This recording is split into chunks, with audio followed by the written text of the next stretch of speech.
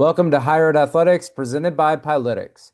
I want to talk about the Charlotte Athletic Director opening.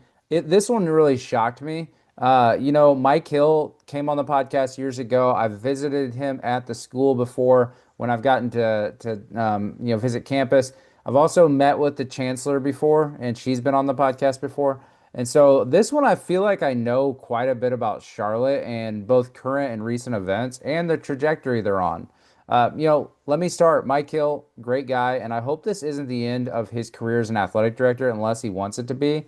I think he wants to still try and do this in another school, and I think he is a great athletic director, led them, through some difficult times with football. Looks like he made the right hire with football this time, and they got the stadium approved. But let me just talk about Charlotte and just put that past. It sure seems like Charlotte is looking for at least attempting the pro model, likely, try to flirt with the industry outsider pool and see if they can find someone there. But if they don't get it, I'd suspect that they look at a school in someone's resume recently that has been innovative. And, Charlotte, in their announcement, the statement talking about the departure of Mike Hill, said, quote, rapidly evolving business, regulatory, and competitive landscape of higher education athletics demands a new approach and renewed strategic foundation, end quote. The job, in my opinion, has so much potential for someone because of a few things. One, Charlotte is a great and thriving city with an incredible campus. It's much larger and more modern of a campus than people probably realize. It's not downtown, but it's near downtown. Think about the Charlotte region. So I was looking up the stats on this, and 157 new people move to the Charlotte region every day. And that's according to the Charlotte Regional Business Alliance analysis of recent years. The largest city in North Carolina, Charlotte area has about 950,000 people, making it about 2.5 times the size of Tampa. Why do I talk about that? Because I think Tampa, USF, is, for one, I was just there, did an episode with Rob Higgins. They are the type of direction I think they're going to be the modern athletics department for some of these group of five schools to try to replicate.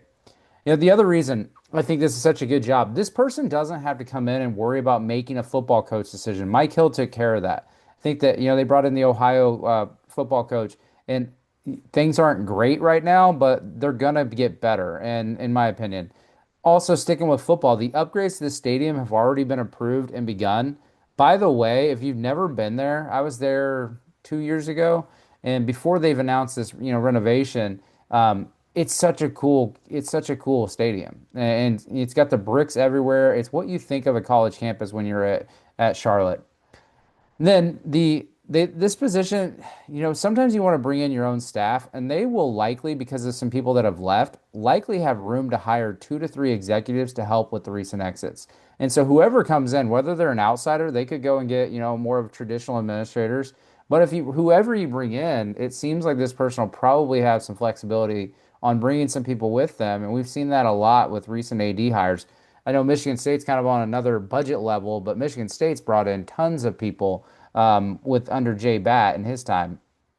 This is one of the few schools I think could jump to a power conference if, and it's a big if, they ever get football turned around, mainly because of the market of Charlotte. And yes, they are in the same system as Chapel Hill. Okay, they're in the UNC system. There are a lot of D1 universities in the UNC system. They prefer to go by Charlotte, so that's what I'm going. They do that, and their brand is the CLT. So, interesting thing about the interim athletic director, Jesh Humphrey, being the vice chancellor of institutional equity and general counsel. It's that the university has kind of scrubbed him as the leader of that department, and in his athletics bio, he's referenced to that job in the past tense. They've also already named an interim vice chancellor of institutional equity and general counsel, who was the same in that role as the associate vice chancellor. So, do these two just go back to their old jobs after an AD is hired? Or is Jesh Humphrey going to become the full-time AD? And is this just a transitory period until, they run the cycle of a search? I haven't seen anything about the search firm. I would imagine they go with CSA, being in North Carolina, and just that type of school and that size of institutions usually going with CSA. Who knows? Now, his background, Jesh Humphrey, as a legal person, It doesn't really mesh with what we think about as a modern AD, but look again at the chancellor said about the renewed strategic foundation. Go back to that quote. Rapidly evolving business, regulatory, and competitive landscape of higher education athletics demands a new approach and renewed strategic foundation. So the words regulatory and then strategic foundation both kind of sound like they sort of fit the role as a general counsel. I've worked alongside general counsel office for years, and it makes sense. So, another quote during the interim period, Josh Humphrey, Vice Chancellor for Institutional Integrity and General Counsel, will oversee the department as the university assesses the best path forward. That is another thing. Is this going to be a traditional search? Because what do you mean assess the best path forward? You got rid of or you departed mutually departed with Mike Hill. So you're now going to assess the best path forward. It just seems kind of abrupt. So you could make the case that he is switching to this position and then they would kind of build that revenue generator and this external team around Josh Humphrey. I don't think they're going to do that. Now, I mentioned USF, and Rob Higgins is kind of a unicorn of AD candidates. Okay. So he has the ties, he's an alum. And I liked that his career originally when I kind of predicted that that might be where they go. It was more so because of his sports commission work. And I do think it was more about that in the Tampa area. But I think you have to now look when a job opens up like this, you have to start thinking about who's in your own backyard, who's an alum of your school, but who's kind of making waves in sports business world in Charlotte. They have a lot of professional sports teams in Charlotte. The Panthers are in Charlotte, the Carolina Panthers. So they have a lot going on. So I looked at some names, and I think these are unlikely, but I did find some names that were interesting in kind of my research is Joe LeBeau, decade-long sports executive in Charlotte before just recently joining Maryland as a deputy AD. So he's a Maryland alum and just went with them with the new athletic director. So it's very unlikely he leaves this early just to go back to Charlotte, despite a clear interest in college athletics pursuing a pro model. We always have to think about family reasons. Was it difficult to leave Charlotte? Was it just too great at an opportunity to go back to your alum or your alma mater? They're paying their deputies probably about the same amount as the AD here is going to make. So if it's a salary thing, but if someone's really wanting to go back to Charlotte from just recently being there, maybe that's somewhere that they go. Like I said, decade-long sports executive in Charlotte. Will Pitts, CEO of Charlotte Sports Foundation. So it's kind of hard to see. It doesn't seem like this is a sports commission, similar to Tampa Bay or like what I'm used to here in Indiana with the Indiana Sports Corp.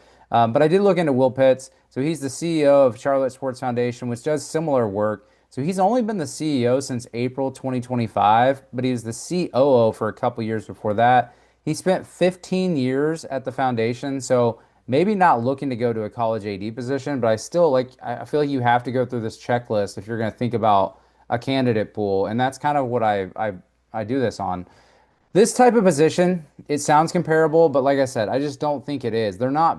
So Rob Higgins and Tampa Bay Sports Commission, which they just landed the 2029, I believe it is, college football playoff national championship. So that's kind of a last hurrah as he walks out and goes across the street back to USF. But Charlotte's not getting that type of stuff from this, at least from this organization. So I don't think it's comparable.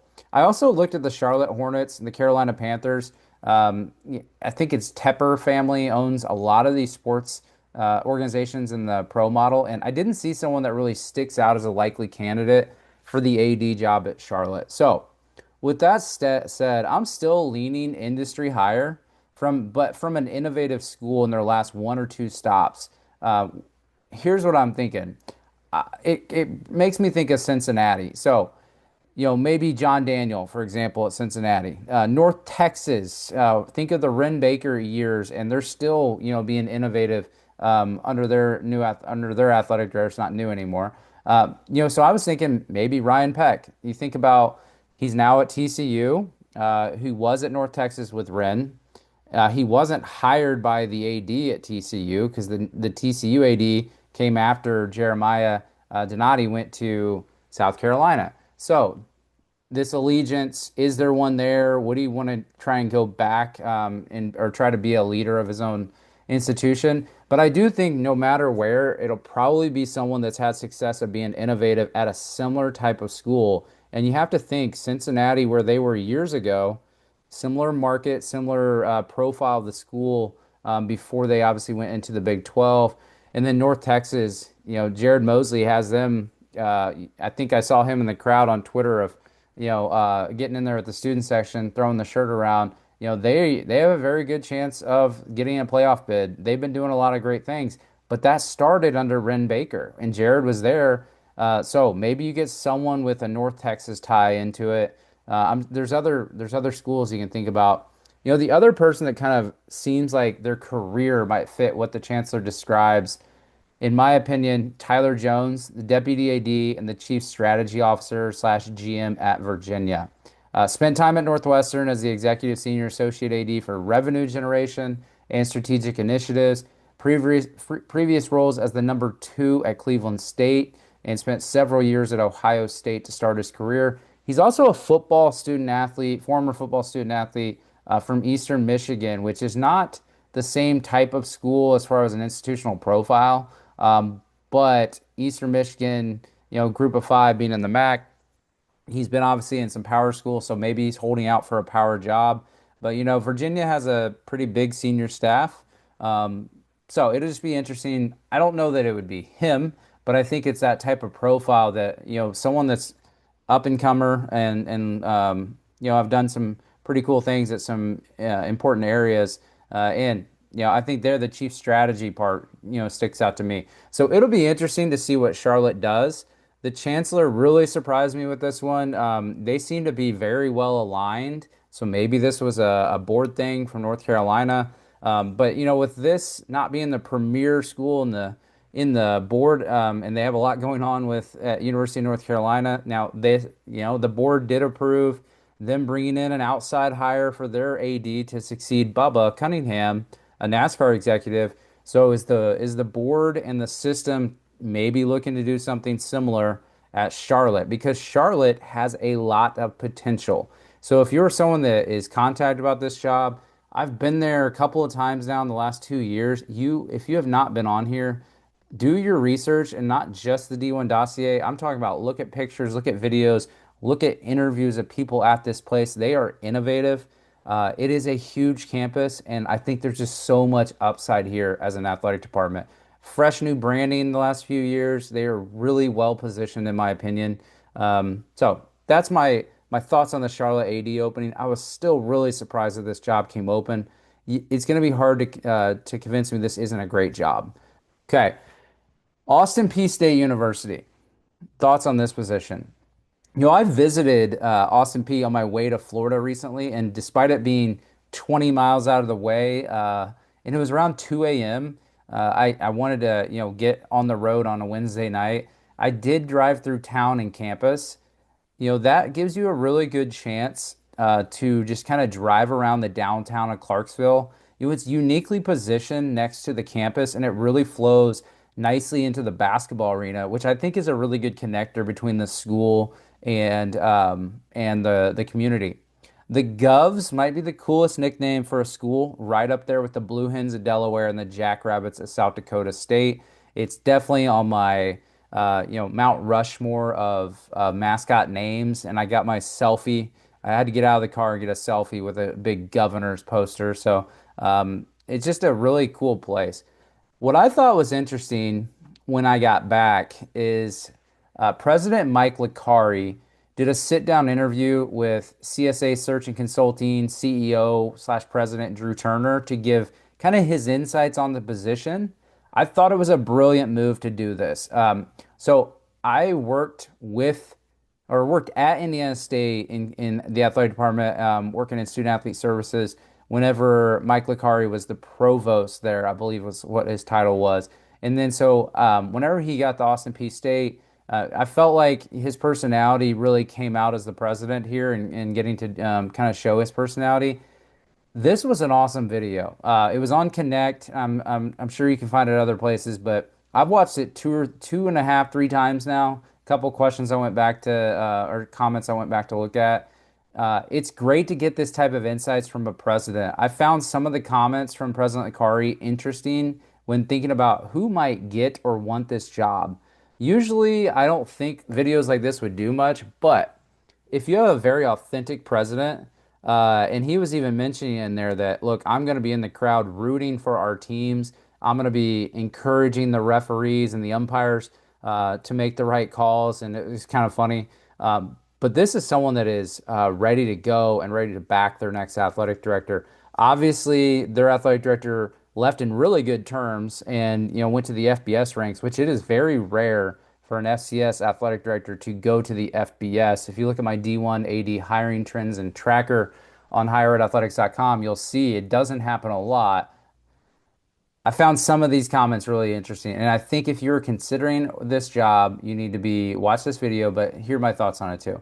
Quote, I don't know necessarily that it's a requirement to be a sitting AD. One of the models we've used here is to hire up and comers that are at the top of their game that other people will sometimes overlook because they haven't done it. Our culture here is very forward thinking, very aggressive, very energetic, and fast paced.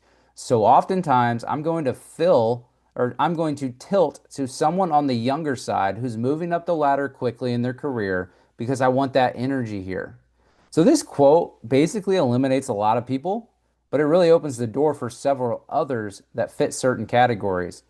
Licari continues, given the complexities and realities today, somebody coming from the revenue and fundraising, chief revenue officer, someone that has some knowledge about how to deal with conference realignment and those sorts of things will be helpful.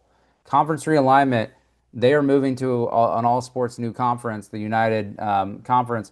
That will be interesting. And as athletics nationally starts to split apart, it's going to be harder to migrate between levels and understand what our opportunities and challenges are. And so I have a sense about me that it's going to be someone that has a deep understanding of the situation of a mid-major at our level, not group of five, but maybe a step below that, that plays FCS football.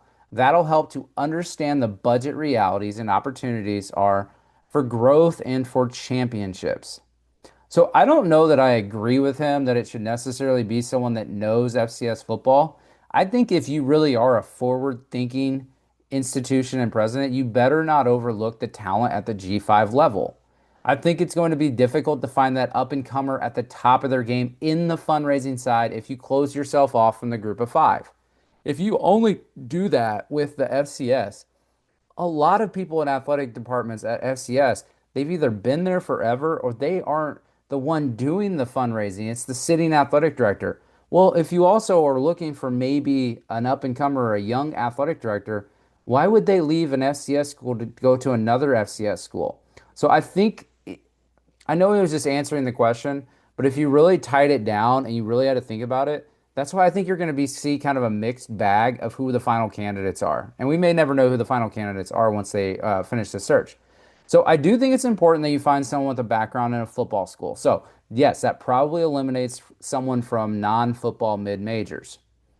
Licari also mentioned that there's three non-negotiables the next AD has to have. One, being able to get out there and interact with the Clarksville community and fire people up about Governor's athletics and be the face of the athletic department. That's an obvious one. Second one, revenue generating experience and NIL experience and fundraising. Eliminates a lot of people. Then someone who has energy, speed, and innovation. Licari mentioned that they really think about FBO, first, best, and only, when describing the type of things that they want to do and the type of people they want to hire. So I think this description gives the interim AD Jordan Harmon a really good shot at getting the job. So he's young, he's advanced quickly in his career to become the deputy AD and chief revenue officer. He's a former Govs baseball athlete, so that will certainly connect with the community and the athletic department. And his wife was a Govs athlete too. He's revenue generating focused, albeit not much of his career has been that, but it has been of late and before this opening came up. So if Licari doesn't find a person that fits what he's outlined, don't be surprised if he removes that interim tag from Harmon and then lets him build a team around him that maybe fills in different gaps of experience. You know, one of the deputy ADs left to also go to Marshall. So you at least have one position, and then Jordan was already there. So you're thinking you might, if you go with the interim, you might have budget for at least two new executives that can kind of build around him. So recap what the president's looking for. Perfect world, he'd have a sitting AD, but he's open and it sounds likely that it's going to be more of an up-and-comer administrator. So we're looking at probably a deputy AD. If it's someone from the FCS, it could be senior associate AD. That's still a popular job title there. Ideally, this person would come from the FCS. I personally don't know that that's going to happen. Definitely someone with fundraising and revenue generation in their background. That is one of the non-negotiables. So don't expect to get that if that's not in your background, at least for this type of position. The FCS athletic director typically has to be that fundraiser. So not surprised there. My final thoughts. I think his wish list is bold, but I appreciate that he knows what he's looking for and that he's getting ahead of it. This might be overgeneralization, but I think the majority of up and comers that have significant revenue generation experience are going to come from the group of five FBS schools, not the FCS, because a lot of time that revenue generation and outward role in the community is the AD. And if you're already a sitting FCS AD, are you going to leave for another one?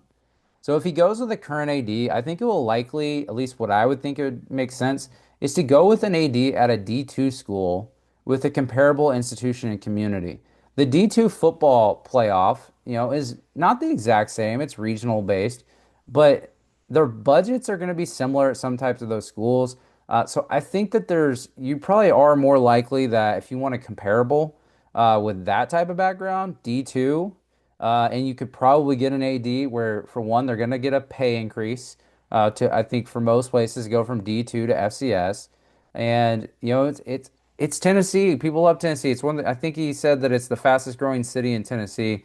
So it'll be interesting, but I wouldn't be shocked if you get someone from the group of five, you get someone that's an up and comer from FCS, and you get a D2 athletic director. I don't think you'll get a power deputy in here unless it's in their background at a different level of school. But no matter what, CSA Search and Consulting, I have no doubt will get him a great short list.